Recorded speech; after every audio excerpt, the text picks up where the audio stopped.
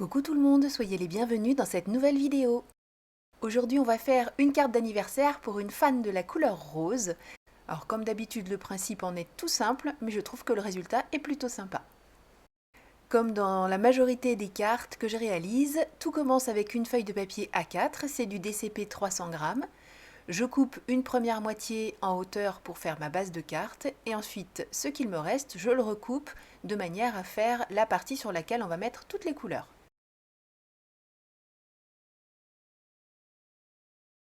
J'utilise un pochoir tout en colle et la Distress Oxide de la couleur Kitsch Flamingo. Pour être sûr de ne pas faire de bêtises, j'utilise aussi mon petit adhésif magique qui n'abîme pas le papier, qui peut resservir des fois et des fois et des fois. Là quand même, ceux que j'avais sur ma table de verre depuis un petit moment étaient fatigués, donc comme ils ne collaient plus et qu'ils même commençaient à laisser des petites peluches, enfin bref, je les ai changés. Pour faire quelque chose de relativement doux, même si au final c'est pas aussi doux qu'on peut le penser, j'utilise les petites brosses plutôt que les petites mousses. En plus, je trouve qu'avec un pochoir, c'est l'idéal parce qu'on va vraiment dans tous les petits coins. Et comme je le disais, si on veut faire quelque chose de très léger, on peut avoir la main souple pour éviter de faire des choses trop marquées. En l'occurrence, le Kitsch Flamingo, de toute façon, c'est une couleur assez présente. Si j'avais voulu quelque chose de plus doux, j'aurais pris par exemple le Spun Sugar. Je déplace le pochoir pour pouvoir finir le haut de la carte, en faisant bien sûr coïncider toutes les petites découpes, de manière à faire en sorte qu'on ait l'impression que tout a été fait en une seule fois. Pour faire en sorte que le personnage se détache bien du fond, je vais rajouter un tag. Pour ça, j'utilise bien sûr la dernière partie du papier que l'on a découpé tout à l'heure. Je vais faire aussi le petit personnage dessus. Ce tag, je le découpe avec mon die Spellbinders que vous avez vu pas mal pendant les vidéos de Noël. Et je fais, là par contre, j'essaie d'être beaucoup plus légère que tout à l'heure. Je mets juste un peu de couleur sur le bas du tag. Je veux juste que le bas du cadre soit vraiment marqué, sinon je veux que ce soit assez léger. Bon, finalement, le petit personnage que j'utilise, qui est sur la même planche que celui que j'avais utilisé pour la carte craft, alors pas la dernière vidéo, celle d'avant. Donc il est assez grand et en plus je veux lui rajouter un petit chapeau d'anniversaire, donc j'ai opté pour une autre chute de papier. Vous voyez, c'est un reste de Noël puisqu'on a les petits flocons qui ont été découpés. Une fois de plus, une mise en couleur au feutre à alcool, donc j'ai bien sûr utilisé mon encre Memento tout à l'heure pour tamponner le petit personnage. Et comme toujours, quelque chose de très simple, j'essaie de m'appliquer sur les endroits où je mets les ombres, je fonds bien les transitions, voilà, c'est à peu près mes seules compétences en feutre à alcool. J'ai essayé pour une fois de vous laisser un petit peu les capuchons des feutres que j'ai utilisés pour que vous voyez les nuances que j'ai choisies, sachant que c'est plus facile maintenant que j'ai de plus en plus de Copic sketch et que mes Ciao me lâchent petit à petit, que je les remplace donc par des sketchs. Pour fondre le gris le plus clair, j'ai choisi d'utiliser le blender, c'est juste pour que la transition se fasse tout doucement entre ce gris et le blanc du papier. Et je n'hésite pas aussi dans le plus foncé, une fois que j'ai fait mes transitions entre le moyen et le foncé, à rajouter un peu de foncé, ça fait beaucoup, hein. Mais vous m'avez comprise, voilà, pour que ce soit vraiment marqué et que l'on ait vraiment cette illusion d'ombre beaucoup plus sombre, plus marquée.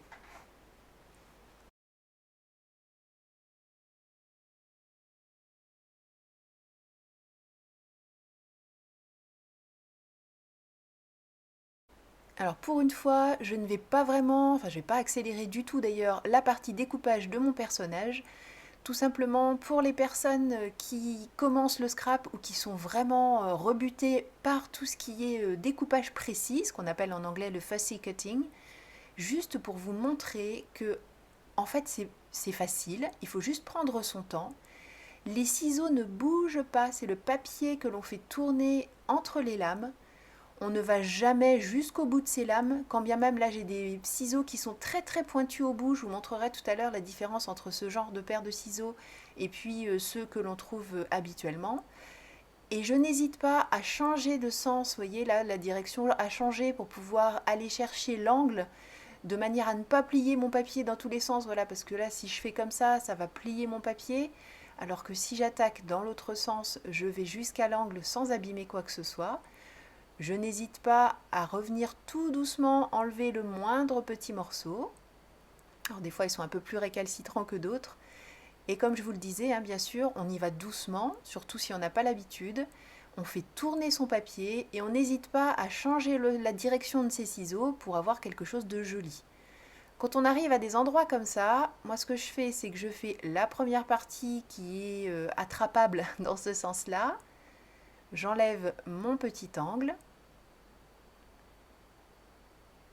J'essaie de ne pas trop tirer sur mon papier, donc si ça résiste, je recoupe vraiment jusqu'à l'angle, jusqu'à faire tomber le petit morceau. Et ensuite, je viens dans l'autre sens terminer ma découpe, toujours en changeant l'orientation des ciseaux et en recommençant si je ne suis pas allée assez loin, en évitant d'aller trop loin. C'était là le trop.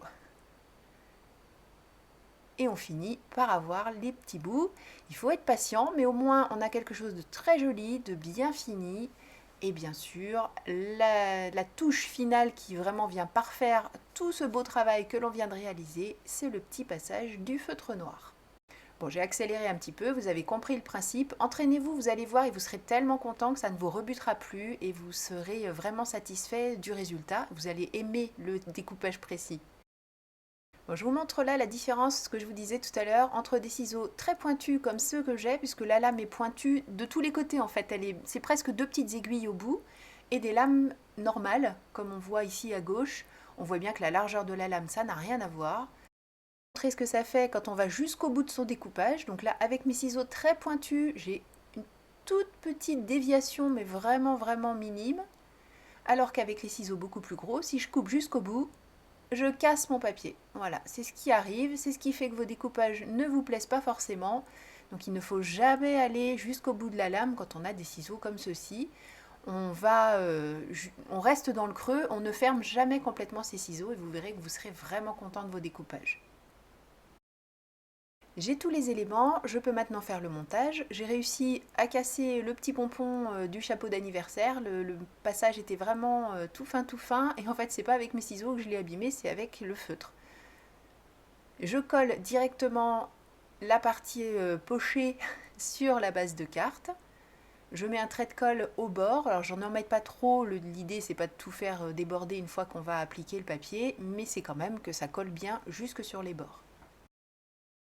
Là, je vais utiliser mes doigts pour faire en sorte que ça tienne bien en place. Bien sûr, tout ce que j'ai passé au pochoir est bien sec. Si ça n'avait pas été tout à fait le cas, on met un papier entre nos mains et la carte et on peut frotter sur le papier. Ça ne fait pas bouger l'encre qui n'est peut-être pas complètement sèche. Pour le tag, je voulais un peu d'épaisseur par contre, donc comme d'habitude, je prends les emballages que je garde. Ici, pas de découpage aléatoire, je me simplifie les choses en utilisant bien sûr la même matrice de découpe. Le petit personnage tient un téléphone portable. Sur la planche de tampon, il y a des petits messages, mais ils étaient en anglais. Mais il y a aussi des petits cœurs et je me suis dit que refaire des petits cœurs roses sur l'écran du téléphone, ce serait pas mal. Sous le petit bonhomme, je veux aussi de l'épaisseur. Je reprends donc mon emballage. Par contre, là, je vais mettre 2 épaisseurs sous la tête et rien sous les pattes. Je veux juste l'épaisseur sous sa petite tête et les pattes, je les colle directement sur le tag. C'est pour ça que j'avais pas encore mis le tag en place et ça me permet aussi de rajouter de l'épaisseur sous le petit bonnet. Alors bien sûr, enfin le bonnet, le chapeau d'anniversaire. Bien sûr, là aussi je mets 2 épaisseurs pour rattraper ce que l'on a mis sous sa petite tête. Et le pompon, je le colle directement sur le tag puisque de toute façon il est tellement petit que je me voyais mal rajouter du carton en dessous, et puis il était vraiment petit, donc j'ai sorti mes petites pinces. Je n'ai pas mis le tag en place aussi, c'est parce que je veux rajouter du ruban, et comme je n'ai pas de ruban de la bonne couleur, j'ai pris un de mes feutres, j'ai coloré du ruban, il est blanc cassé. Comme c'est un ruban satin, il se colore parfaitement avec les feutres à alcool, les ciseaux. Je vois mes ciseaux à l'écran, donc non, avec les feutres à alcool. Et d'ailleurs, les ciseaux que j'ai utilisés là, ce sont mes ciseaux à tissu, puisque c'est du tissu, étant donné que c'est du ruban. Bref, on utilise ces ciseaux à papier que pour le papier, et ces ciseaux à tissu que pour le tissu. Pour le sentiment, je viens à bout des petites planches que je m'étais créées, il va falloir que j'en refasse, je vais peut-être changer la police de caractère, je sais pas. En tout cas, là j'ai un heureux anniversaire, donc c'est parfait. Je vais le coller juste en dessous du personnage. Et pour finir ma carte, j'ajoute tout un tas de petites choses qui brillent, dans des tons de rose bien sûr. Cette carte est terminée. Merci beaucoup d'avoir suivi cette vidéo.